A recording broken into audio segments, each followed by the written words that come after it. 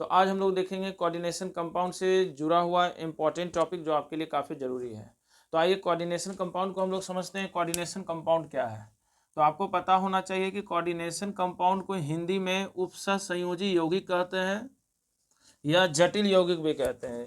ये क्या होते हैं कि इसके आयन एक्वस सॉल्यूशन में जलीय विलयन में पूर्ण रूप से टूटते नहीं हैं, उसी को कोऑर्डिनेशन कंपाउंड कहा जाता है। जनरल कोऑर्डिनेशन कंपाउंड जो आपके हो गए जैसे K4FeCN6, NiCl4 2-, NiCO4, ठीक है, PtCl4 2-।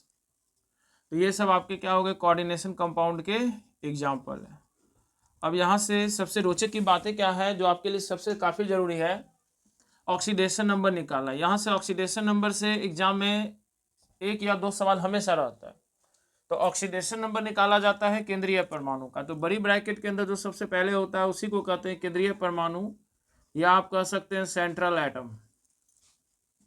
फिर यहाँ बड़ी ब्रैकेट के अंदर जो पहले इसी को सेंट्रल एटम, ये भी सेंट्रल एटम, यहाँ Pt सेंट्रल एटम और यहाँ Mn सेंट्रल एटम। आपको लिगेंड के बारे में पता होगा, हम आपको बढ़िया से बता देते हैं कि बड़ी ब्रैकेट के अंदर जो Fe होता है उसके बगल वाले को लिगेंड कहते हैं। Ni के बगल में लिगेंड ये है, Ni के बगल में लिगेंड, Pt के बगल में लिगेंड और Mn के बगल में लिगेंड। लिगेंड कई प्रकार के होते हैं, मोनोडेंटेड, बायडेंटेड, पॉलीडेंटेड, बहुत सारे लिगेंड हैं। आइए, हमको पता होना चाहिए इसका ऑक्सीकरण संख्या निकालना है। तो जिसका ऑक्सीकरण संख्या निकालना होता है उसको हम लोग X मानते हैं।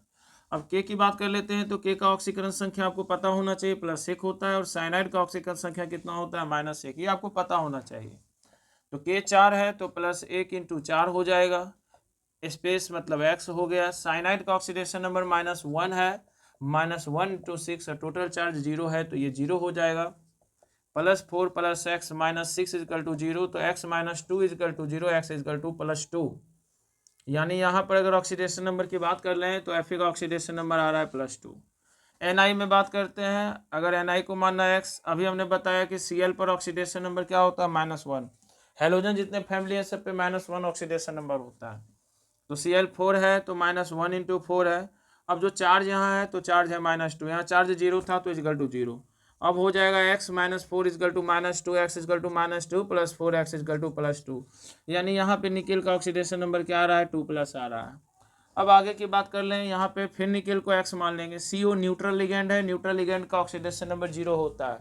CO को हम लोग कार्बोनाइल कहते हैं, या H2O आप ले लें, H2O भी ऑक्सीडेशन नंबर क्या होता है 0 होता है। तो X + 0 × 4 हो जाएगा, टोटल चार्ज = 0, तो X = 0। यानी निकेल का ऑक्सीडेशन नंबर यहाँ क्या आ रहा है 0 आ रहा है। याद रखेंगे, ये काफ़ी इंपॉर्टेंट है।